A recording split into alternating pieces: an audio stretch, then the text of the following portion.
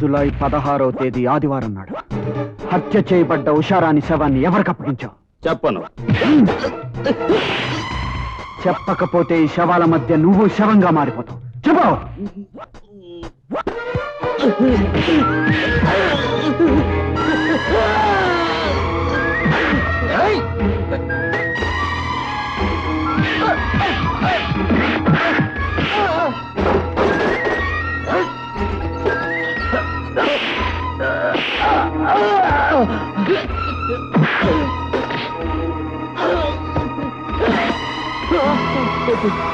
కొట్టద్దు, చెప్తాను. ఉషారాణి శవాన్ని నాగమణి అని ఆవిడకి హ్యాండ్ అవుట్ చేశాం. ఆవిడ హై స్కూల్ హాస్టల్ వార్డెన్. ఏమిటి, పవన్ గారు మార్చురీకి వెళ్ళాడా? నాగమణి గురించి ఎంక్వైరీ చేశాడా? ఆల్రైట్. ఏంటి, నాగమణిని ఆ పవన్ గారు పసిగట్టాడా? అంటే వాడు మన కుత్తుకల్ని పట్టుకున్నట్టే. ఎచ్చాడు, ఎత్తి పెట్టి కుడితే ఎమ్మిగినూరు డ్రైనేజీలో పడతాడు కదా పప్పాజీ. ఊరెళ్ళిన నాగమణి తిరిగి ఊళ్ళో కడుగు పెట్టగానే ఆ నరహంతకుడు రంగాతో చెప్పి కాల్చేసిన బీడీలా బూడిద చేయిస్తాను. నా దురదృష్టం వల్లనే నాతో పాటు నీకు పవన్ కూడా మనశ్శాంతి లేకుండా చేశాను. సుఖాలు పంచుకున్నప్పటికంటే కష్టాలు పంచుకున్నప్పుడే మనుషులు మరీ దగ్గరవుతారు. నిజమే సీత, మన కష్టాలన్నీ తీరిపోవాలంటే ఆ లలితమ్మే మనకు తోడుగా ఉండాలి. పవన్కి రేఖకు పెళ్లి కుదిరితే ఆ లలితాదేవికి అర్చన చేయిస్తానని మొక్కుకున్నాను. ఆ అర్చన చేయించి మొక్కు తీర్చు. ఆ లలితమ్మ తప్పకుండా మనకు తోడుగా ఉంటుంది. కాళ్యై నమః, భద్రకాళ్యై నమః, దేవ్యై నమః, పరమేశ్వర్యై నమః, మహామాయాజీ నమః, ఓం మహేశ్వర్యై నమః, ఓం మహాదేవ్యై నమః, ఓం శ్రీ భువనేశ్వర్యై నమః, ఓం లలితాజీ నమః, ఓం పరమేశ్వరి దేవత లలితాదేవి ప్రసాద సిద్ధిరస్తు.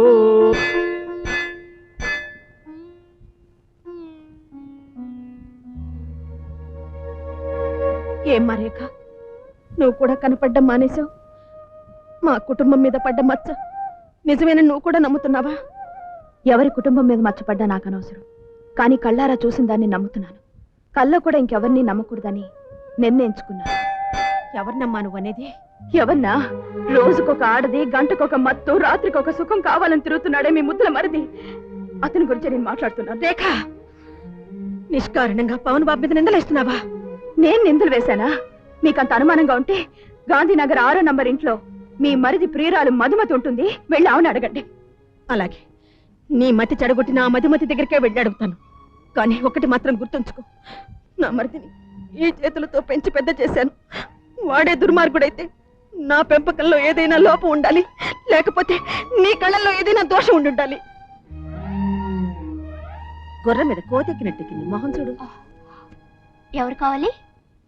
మధుమతి అంటే నువ్వేనా? అవును. మీరు? సీత. సరేలే, ఇట్లాంటి ఇంట్లో నా పేరెందుకు? అవును, ఏ ఊరు నీది? ఏ తాలూకా దానివి? ఏ జిల్లా నుంచి వచ్చావు? దయచేసి కూర్చోండి. దయచేసానుగా, కూర్చోను. నిన్న ఒక మాట అడుగుతాను, సమాధానం చెప్పు. నువ్వు చెడగొట్టడానికి మా అబ్బాయి దొరికాడా నీకు? మీ అబ్బాయా? ఎవరి గురించి మీరు మాట్లాడేది? ఓహో, ఇక్కడికి చాలా మంది వస్తుంటారుగా. ఆడ తలుచుకుంటే ప్రవరాకుడికి ఏరా ఫటోసి చెడగొట్టగలదన్నట్టు మా అబ్బాయిని చెడగొట్టడానికి నీ 64 కళలు ప్రదర్శించావా తల్లి? పాలకొండ మీద బండ పడ్డట్టు మా పవన్ బాబు మీదే పడ్డావా? మీరు పవన్ వదిన గారా? నమస్కారం అండి. సరేలే, అక్కడ దేవి దర్శనం చేసుకుని సరాసరి నీ దర్శనం కోసం వచ్చాను. అసలే కష్టాలు ముంచుకొచ్చి మా కుటుంబం అల్లకల్లోలం అయిపోయింది.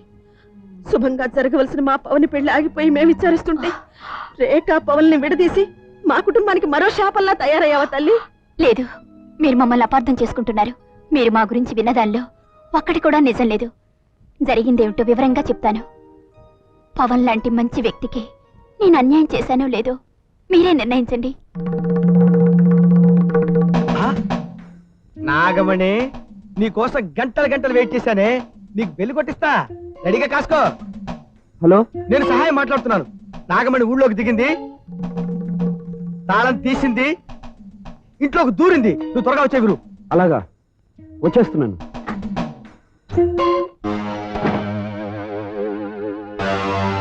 రంగా, ఉషారాణి దగ్గరకు నిన్ను పంపమని హై కమాండర్ ఆర్డర్.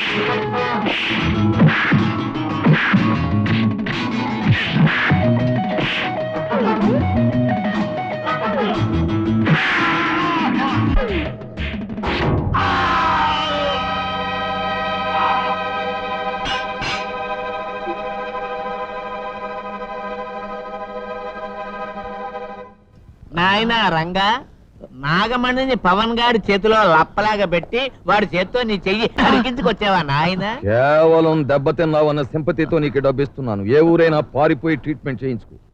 నో, వెళ్ళను. ఏనాటికైనా తిరిగి నా చేతిని ఉక్కు పంజా చేస్తాను. ఆ పవన్ గాడి గుండెలు చీలుస్తాను. Very good. అప్పాజీ, ఆ పవన్ గాడి చేతికి చిక్కిన నాగమణి మన గురించి ఏం చెబుతుందో హాస్పిటల్కి వెళ్ళి తెలుసుకుని వస్తాను. ఎవడైనా అడ్డొస్తే ఎత్తి పెట్టి కుడితే ఏలూరు లాకుల్లో పడేటట్టు చేస్తాను. వస్తా పాపాజీ. చచ్చాజీ నా వెనక కోతిలా ఫాలో. వస్తాను పాపాజీ. నిన్ను బ్రతికించాలని ఒక మనిషిగా నేను సహాయం చేశాను. అదే మానవత్వంతో సమాధానం చెప్పు. మా అన్న మీద నేరం నెట్టాలని ఎందుకు ప్రయత్నించావు నువ్వు?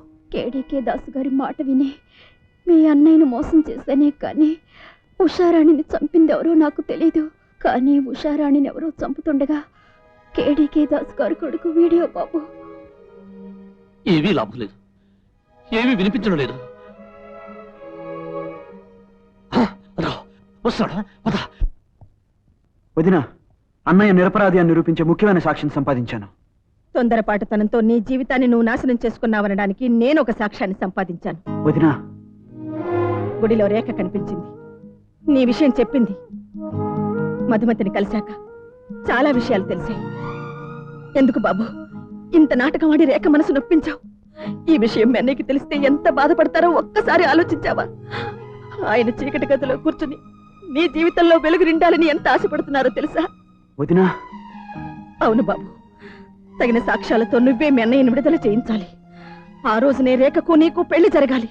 ఆ కేడీకే దాస్ చేసిన వంచనే తిరిగి వాణ్ణి వంచాలి. తప్పకుండా వదినా. నువ్వు ప్రశాంతంగా ఉంటే అన్నయ్య కోరిక, నీ మాట ఒకేసారి చెల్లిస్తాను. నీ మీద నాకు నమ్మకం ఉంది బాబు. నీకు రేఖకు మధ్య ఉన్న అడ్డుతెరలు తొలగిపోవాలి. ఆ అమ్మాయిని ఎలాగైనా ఒక్కసారి మన ఇంటికి తీసుకురా. అలాగే వదినా. ఏమిటన్నయ్య హోటల్ దగ్గర ఆపావు? అమెరికా నుండి మన టెక్స్టైల్ ఎక్స్పోర్ట్ మేనేజర్ వచ్చాడంట. మధు, ఇక నీదే లేటు. బొచ్చుకొక్క పిల్ల నీ వెనక వాడిని వచ్చేట్టు చేసుకో. రేఖ సంగతి నేను చూసుకుంటాను. ఎత్తి పెట్టి కొడితే ఏలూరు లాకుల్లో తెలుతావని బెదిరించి వస్తా. అప్పటి వరకు నువ్వు ఇక్కడే ఉండ సిస్టర్. అలాగే.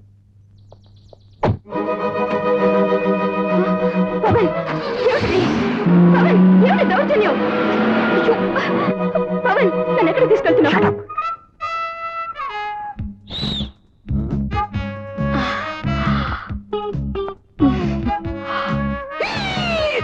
ఎర్ర పిల్ల మన్మదా రా రా.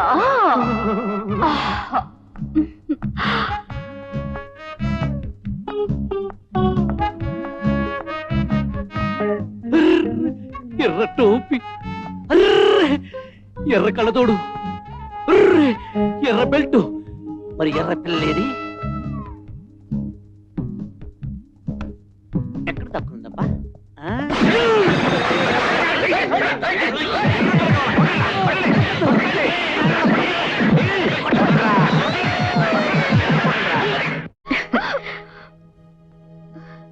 చిటికిన వేలు పట్టుకుని కుడికాలు లోపల పెట్టించి తీసుకురావాల్సిన కోడల్ని బలవంతంగా ఎందుకు తీసుకురావాల్సి వచ్చిందో తెలుసా? ఎందుకు తీసుకొచ్చినా ఎవరిని చెప్పినా నా మనసు మాత్రం మారదు. నువ్వు మారినా మారకపోయినా నేను బాధపడ్ను. జరిగిన నిజమేమిటో వాళ్ళు చెప్తారు. విని అర్థం చేసుకునే మనసుంది కాబట్టి నిన్ను ఇక్కడ తీసుకొచ్చాను. అవును రేఖ, నువ్వు అనుకున్నట్టు పవన్కి నాకు ఏ సంబంధం లేదు. నిజం చెప్పాలంటే ఆపదలో ఉన్న నన్ను ఆదుకున్న సహృదయుడు పవన్ ఒకసారి మోడలింగ్ కోసం నన్ను తీసుకువెళ్ళి కొందరు దుర్మార్గులు నన్ను బలవంతం చేయబోయారు. వాళ్ల నుండి తప్పించుకొని ఒంటరి ఆడదాన్ని ప్రాణభీతితో పరుగులు తీస్తున్న నన్ను పవన్ ఆదుకున్నాడు. ఒక మంచి మనిషిగా మా కుటుంబ సమస్యల్ని తెలుసుకొని మోడలింగ్లో నాకు మంచి అవకాశాలు కల్పించి కష్టాల్లో ఉన్న మా కుటుంబాన్ని, అనారోగ్యం పాలైన నా తమ్ముణ్ణి ఆదుకున్నాడు.